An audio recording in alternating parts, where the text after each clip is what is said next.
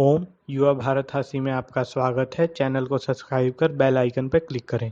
आहार विहार सेवी समीक्षकारी विषये स्वसप्तः दाता समः सत्यपरः क्षमावान् आप्तोपसेवी च भवत्यरोगः।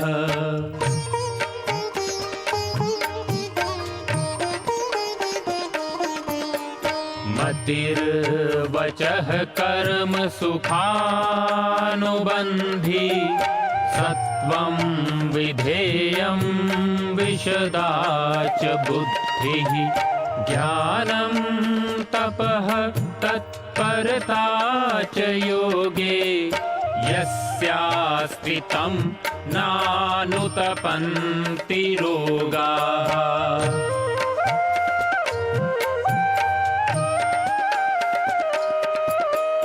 योगेन चित्तस्य पदेन वाचां मलं शरीरस्य च वैदिकेन योपाकरोतं प्रवरं मुनीनां पतञ्जलिं प्राञ्जलिरानतोऽस्मि पतञ्जलिं प्राञ्जलिरानतोऽस्मि पतञ्जलिं प्राञ्जलिरानतोऽस्मि।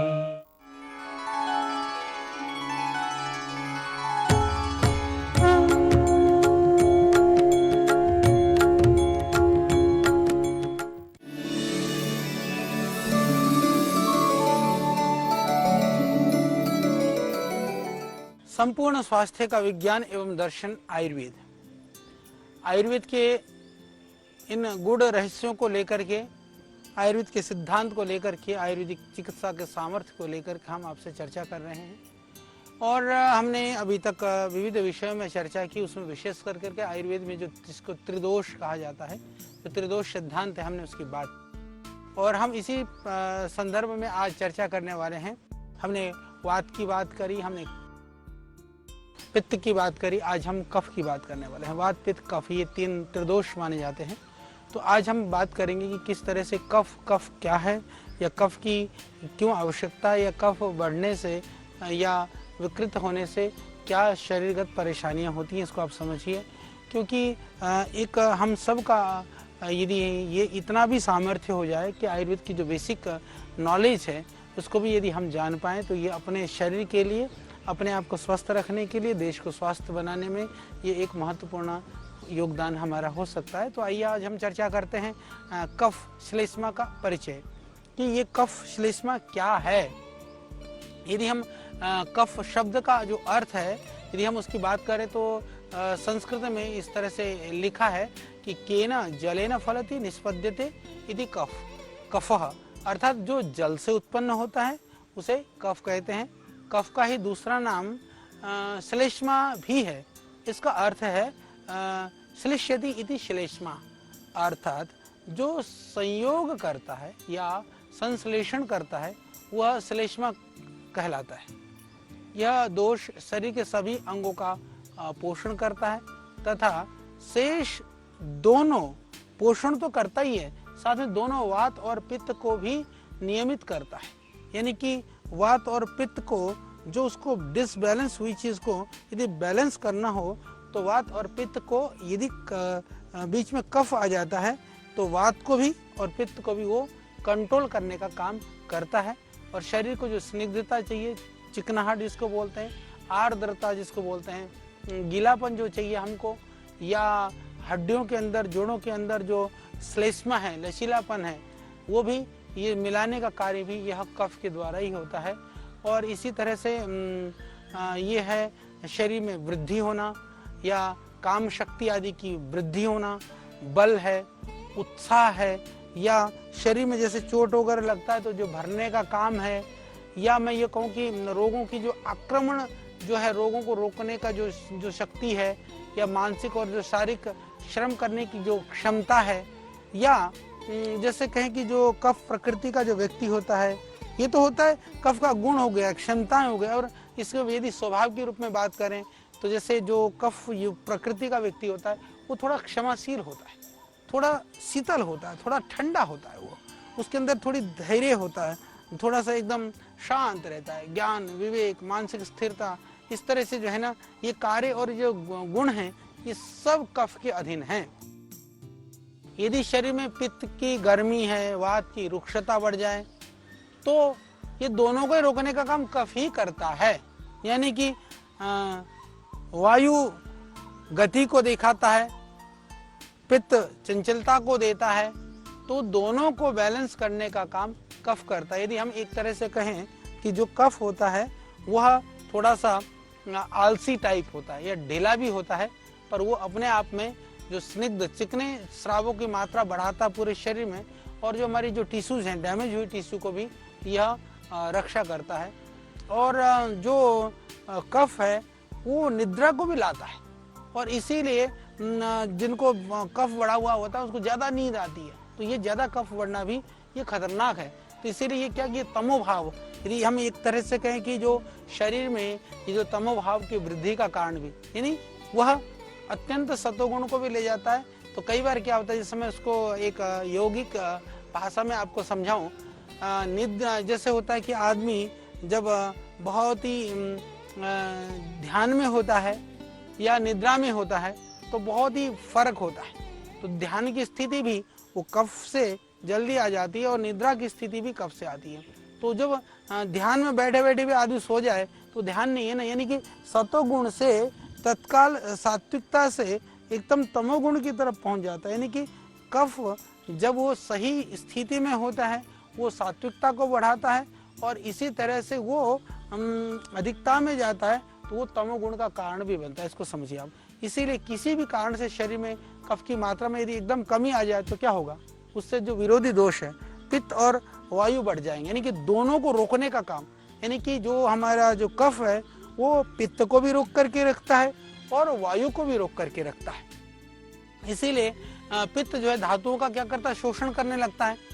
तो इससे जो हमारे जो कोश हैं उसके बीच में जो सच्छिद्रता होने से वात एकाग्र होने लगता है, यानी कि एकत्र होने लगता है। जब पित्त बढ़ेगा वो दोषों शोषण करेगा हमारे उसका तो तत्वों का, तो फिर क्या करेगा, वायु एकत्र होने लगेगी। इसी तरह से फिर संधियों में, हृदय में, शरीर में, दूसरे अंग में भी फिर प्रकोप बढ़ने लगेगा। यानी कि पित्त ने जो श्लेष्मा है, कफ के जो तत्व हैं उनको शरीर में से खींच लिया, तो वायु के लिए जगह बन गई, वो घुस गया, तो फिर वो कड़कड़ करने लगेगा, दुखने लगेगा, और उसमें फिर वो एक तरह से कफ क्या करता है कि शरीर के जो कोश हैं उनको पुष्टि प्रदान करता है, उसमें जो है पोलापन नहीं रहने देता, यानी कि वात का संचार नहीं हो पाता। जब कफ होगा, जब श्लेष्मा होगी तो वायु का संचार न होने से हमारे शरीर के अंदर में वायु की वृद्धि नहीं हो पाएगी। अपने अपने जो आश्रय स्थान है, कार्यों के आधार पर यदि देखा जाए तो ये जो कफ है उसके भी 5 ही भेद माने गए। जैसे वायु के भी 5 भेद थे, पित्त के भी 5 भेद थे, तो ये इसके कफ के भी 5 ही भेद हैं। पहला है क्लेदक, दूसरा है अवलंबक, तीसरा है बोधक, चौथा है तर्पक, और 5वां है श्लेषक। इस तरह से ये इसके 5 भेद हैं। और आयुर्वेद में कफ के प्रकोप से जो होने वाली जो बीमारियां हैं वो 20 संख्या में 20 मानी गई, यानी कि 20 माने गए। ये बाकी की तुलना में वायु 80 है, पित्त 40 है, कफ सिर्फ 20 है। तो कफ जो श्लेष्मा का जो स्वाभाविक जो गुण है कि कफ का गुण क्या है, मैं अब इसको थोड़ा बताने का प्रयास करता हूँ। आप समझिए इसको कि जैसे कि दोषों में महत्व की क्रम की दृष्टि से देखें तो निश्चित रूप से इसका स्थान तो तीसरा तो है, परंतु यहाँ पर इसको आपको समझने की जरूरत है कि इससे संबंधित जो विभिन्न पहलू हैं वो क्या है। कफ जो होता है वो गुरु यानी कि भारी होता है। कफ की जो प्रकृति है वो भारी है, वो शरीर को भी भारी कर देता है। शीतल है, मृदु है, मृदु का मतलब श्लेष्मा होने की वजह से मुलायम है, स्निग्ध है क्योंकि वो मुलायम के होने के साथ में चिकनाहट युक्त है, मधुर है, और स्थिर तथा पिच्छल है। पिच्छल का मतलब चिकना, चिपचिपा, मुलायम, ये तीन चीज समझिए, चिकना, चिपचिपा, मुलायम। ये जो है ये कफ की पहचान है। तो इसीलिए कहा गुरु शीत मृदु स्निग्ध मधुर स्थिरम अपि छिला, यानी कि ये इसके श्लेष्मण प्रशमम यान्ति विपरीत गुणैर्गुण, कि यही इसके स्वाभाविक गुण हैं। इसके अतिरिक्त यह मंद तथा, यदि यह नहीं हुआ तो फिर क्या होगा, क्लिन्न, गीला होगा, इसका रंग सफेद, स्वाद मधुर। इस तरह से कफ के विषय में शास्त्रों में वर्णन किया है।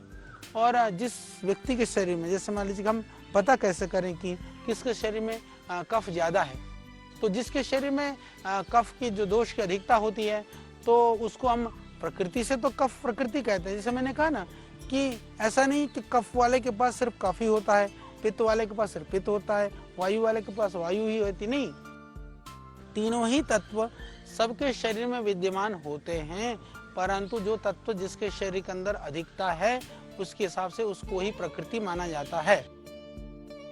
और ये उस व्यक्ति को ज्यादा प्रभाव डालते हैं। इसीलिए कफ का कौन सा गुण क्या प्रभाव डालता है, इसको मैं अभी आपको बताने का प्रयास करता हूँ। इसको आप समझिए कि कफ गुण शरीर पर क्या प्रभाव डालता है। भारीपन, यानी कि शरीर में भारीपन है, एकदम शिथिलता है, कुछ करने का मन नहीं है, या उसके बाद में भारीपन के साथ साथ में, तो उसका जब भारीपन हो जाता है तो फिर उसका प्रभाव क्या होता है।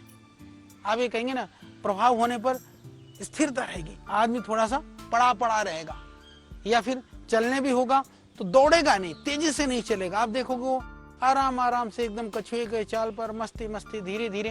ये कफ का एक पहला एकदम बड़ा पहचान है। दूसरे फिर आप कहेंगे शीतलता, जैसे मैंने कहा ना कि उसके बहुत सारे लक्षण है, उसमें से शीतलता दूसरा है। तो इसका फिर प्रभाव क्या होगा। शीतलता ज्यादा होने से शरीर में जो शीत तत्व ज्यादा होने से क्या होगा, जठराग्नि मंद पड़ेगी, पित्त स्वाभाविक रूप से कम हो जाएगा, वायु की गति कम होगी, तो फिर क्या होगा, भूख ही नहीं लगेगी।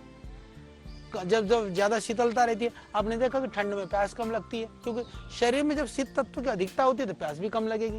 अच्छा, जब ठंडक होती है तो फिर गर्मी भी कम लगेगी, क्योंकि उससे शरीर के अंदर पहले से ही एक वो है शीतलता है, तो थोड़ी सी गर्मी कम लगती है, और गर्मी कम लगेगी और ठंडक होगी तो पसीना भी स्वाभाविक रूप से कम आएगा।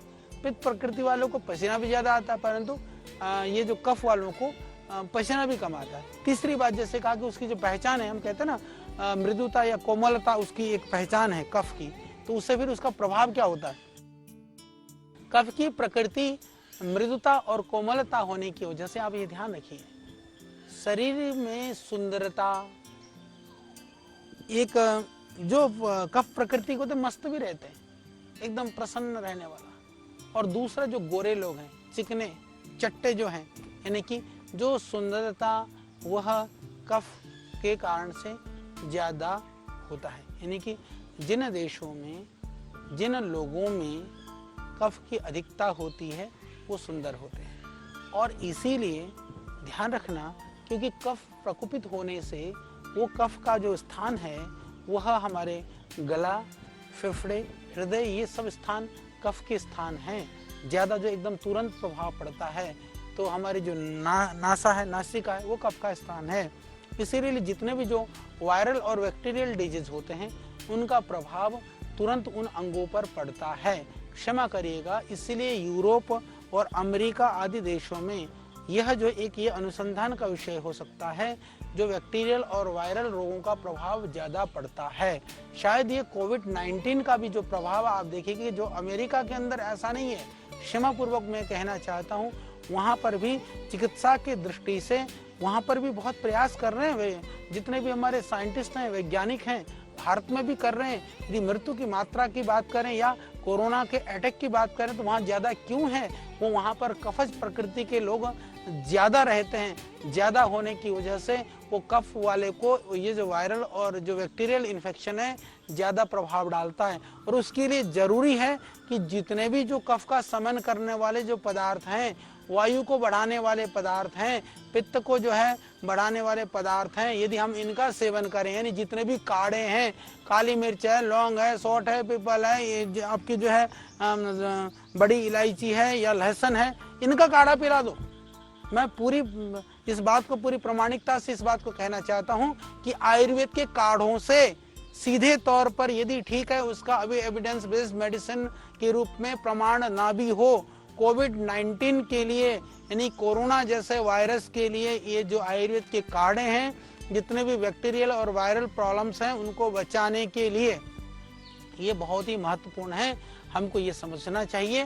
तो निश्चित रूप से कफ से शरीर तो सुंदर दिखेगा, परंतु जो रोग प्रतिरोधक क्षमता में, विशेष करके जो वायरल और बैक्टीरियल डिजीज को सहने की क्षमता में वहाँ पर न्यूनता रहती है। ये इसका प्रमाण है और इसीलिए इससे बड़ा कोई उदाहरण भी नहीं हो सकता। चौथी बात जैसे कही कि कफ वालों की पहचान क्या है, बोले स्निग्धता। स्निग्धता से आप देखेंगे कि शरीर के अंदर आप देखेंगे जो ऑयली जो स्किन जैसे दिखाई देता है, वो सारा कारण है वो कफ की वजह से है। और इसी तरह से मधुरता, मधुरता का अर्थ यह है कि जो कफ प्रकृति के लोग होते हैं उनके शरीर में भी जो वीर्य की अधिकता होती है, शुक्र की या वीर्य की अधिकता होने की वजह से उनके शरीर के अंदर भी आप एक तरह की थोड़ी सी तेज को आप महसूस कर सकते हैं। इसी तरह से जो छठी बात थी कि वो स्थिरता, स्थिरता का मतलब क्या है, दोनों बातें हैं।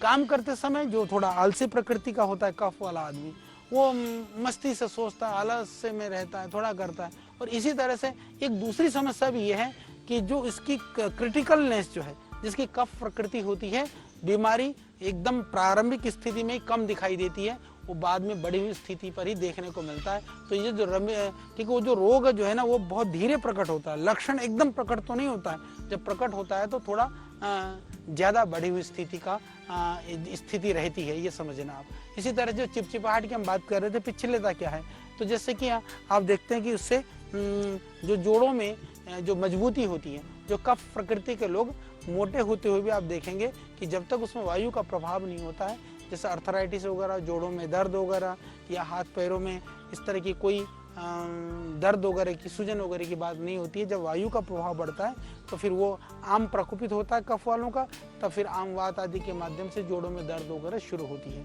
इसी तरह से दृढ़ता, शरीर पर जो उसका जो प्रभाव होता है, जो वायु के जो दृढ़ता का प्रभाव है, उसमें गठिलापन है, स्थिरता, जैसे मजबूती है, तो ये रहता ही है। इसी तरह से घनता, जो कफ प्रकृति के लोग होते हैं, कई बार क्या होता है कि देखने में मोटे तो होते हैं पर वो थुलथुल नहीं होते हैं, वो मांस होते भी थोड़ी पुष्ट शरीर हो जाता है, सुडोल शरीर होता है, वो भी कफ के प्रभाव से होता है। तो ये उसका लक्षण है। 10 में जैसे हमने कहा मंदता, मंदता का अर्थ जैसे मैंने पहले भी कहा कि शारीरिक जो क्रिया के अंदर में, क्रियाशीलता में, गति में, कार्य करने की ऊर्जता में, ऊर्जा में जो कमी रहता है वो उसका कारण है। 11 में जैसे हम कहें सुलक्षणता, जो चिकनाहट, जो उसमें शरीर के जो अंग हैं उनमें एक चिकनाहट। तो इसीलिए दूसरी बात, एक विशेष बात मानी गई है कफ प्रकृति वाले व्यक्तियों के लिए, ऐसा माना गया है, ये भी बड़ी बात है कि बल, धन, ज्ञान, शक्ति, शांति, इस तरह के जो गुण हैं, यानी कि कफ प्रकृति वालों को गुणी भी माना गया है। आयु की दृष्टि से भी पित्त और कफ प्रकृति से ज़्यादा इनको लंबी आयु वाला भी माना गया है। तो ये तो हो गया कफ के, हालांकि उसकी थोड़ी सी बाकी दोषों की अपेक्षा कफ दोष की थोड़ी सी प्रशंसा तो की गई है, पर दोष तो दोष है। पर फिर भी इसीलिए हमको लगता है कि जो आप देखेंगे यूरोप, अमेरिका आदि देशों में भी शायद उन्नति का कारण आप अफ्रीकन कंट्री से ज़्यादा देखोगे, उधर पित्त बढ़े हुए लोग हैं उधर। ये भी एक रिसर्च का विषय होता है, हो सकता है हमको करना चाहिए। और हिंदुस्तान में देखिए, इसका मतलब ये नहीं कि रंग की, मैं सिर्फ गोरे रंग की बात कर रहा हूँ, वो काले में भी जिसके शरीर के अंदर तेज है, चमक है, जिसके अंदर स्निग्धतापना है, उनके अंदर भी कफ होता है। तो स्वाभाविकता ऐसा नहीं है कि सारे गोरे कफ वाले ही होते हैं और सारे काले पित्त वाले होते हैं, पर अधिकता की दृष्टि से मैं इस बात को कह रहा हूँ। तो उस दृष्टि से हम लोग देख सकते हैं और ये एक अनुसंधान का विषय हो सकता है। तो ऋषियों ने जो बात कही, मैं तो उस बात को आप तक पहुँचाने का प्रयास कर रहा हूँ बहुत समय के बाद में, क्योंकि समय की अधिकता आप जानते हैं कि न्यूनता है, तो उसमें से निकालना भी हमने कहा, जब देश हित लोक उपकार हमारा लक्ष्य है, तो हमने कहा क्यों नहीं हम इसको भी और अच्छी तरह से आयुर्वेद को भी आप तक पहुंचाइए, हमारा प्रयास है। तो मैं अभी बात कर रहा था कि कैसे होते हैं ये कफ प्रकृति वाले, तो कफ के प्रकोप कैसे बढ़ते हैं, यानी कि उसके कारण क्या है। तो उसमें जो है प्रकोप में जैसे ज़्यादा मीठे फल खाना, खट्टे खाना, भारी या जो चिकने इस तरह के जो पेय पदार्थ हैं, मांस, मछली, ये अलग अलग तरह के जो पदार्थ हैं, नमक है या जलीय पदार्थों का ज़्यादा सेवन करना, कार्बन युक्त जो शीतल पेय जितने भी जो सॉफ्ट ड्रिंक वगैरह है, या जितने भी जो फ्रीज वगैरह का ठंडा पानी पीने रहना, या फिर आवश्यकता से अधिक खाना, या खाए हुए भोजन पचने से पहले फिर दोबारा खा जाना, ज़्यादा खाना। और ये कफ वाले थोड़े आलसी भी होते हैं, व्यायाम नहीं करना और एकदम मस्ती में पड़ा रहना, ये सब ये कफ दोष को बढ़ाता है। इसीलिए ध्यान रखें, बहुत ज़रूरी है कि प्रातः काल से लेकर के रात्रि के पहले प्रहर में और भोजन के बाद और इन सब में कफ जो है ना कई बार एक स्वाभाविक रूप से बहुत प्रबल होता है। तो इसीलिए जैसे दही है, दूध है, घी है, इन सब का जो है ना, इन सब की उड़द की खिचड़ी वगैरह है, इन सब को भी हम ध्यान रखें। कमल नाल है, सिंगड़ा है, नारियल है, घिया, कद्दू है, ये कफ को क्या कि बढ़ाते हैं। इस तरह की जो ठंडी चीज़ें हैं या जो कफ कारक चीज़ें हैं, इनका हम सेवन न करें, क्योंकि इसके सेवन करने से ना इससे कफ की मात्रा बढ़ जाएगी। कफ जब दोष ज़्यादा हो जाने लगता है तो तब जैसे मैंने कहा तंद्रा अधिक होती है, सुस्ती आती है और नींद ज़्यादा आने लगती है, मुंह का जो स्वाद है वो बिल्कुल मीठा मीठा सा लगने लगता है, और जो स्किन में है सफ़ेदी होने लगता है, शरीर में भारीपन लगने लगता है, और जितने भी जैसे शरीर से जो निकलने वाले मल मूत्र पसीना आदि में भी एकदम चिपचिपाहट होने लगती है। और आपने देखा होगा कई बार वो टॉयलेट के पॉट में ही जम जाता है। इस तरह के जो जितने भी जो शरीर में बड़े ऐसा लगता है जैसे किसी ने गीला कपड़ा लपेट दिया हो, कोई जैसे लोग कहते हैं कि गद्दा सा लगता है शरीर में चलने में। कई लोग सोचते हैं वायु की वजह से होता है, वायु से नहीं कफ से होता है, कि जैसे ना पैरों में भी नीचे ऐसा लगता है कि कोई चीज़ रख दिया गया हो, और बलगम ज़्यादा आना, और शरीर नाक से कई बार आपने देखा होगा कई की आंखों में भी ढीढ़ आई रहती है, कईयों का नाक बहता रहता है, और कईयों को जो है बोलते हैं तो भी इधर मुंह में से भी लार टपकता रहता है। ये सारे ये कफ के लक्षण की वजह से हैं। और जो कईयों को एकदम खांसी होते रहना, श्वास या फिर किसी काम को करने का इच्छा ही नहीं करना, इस तरह के जितने भी जो लक्षण हैं ये सब कफ के कारण से होते हैं। तो इनको हम कैसे दूर करें, हम इसी के ऊपर अभी हम चर्चा करेंगे।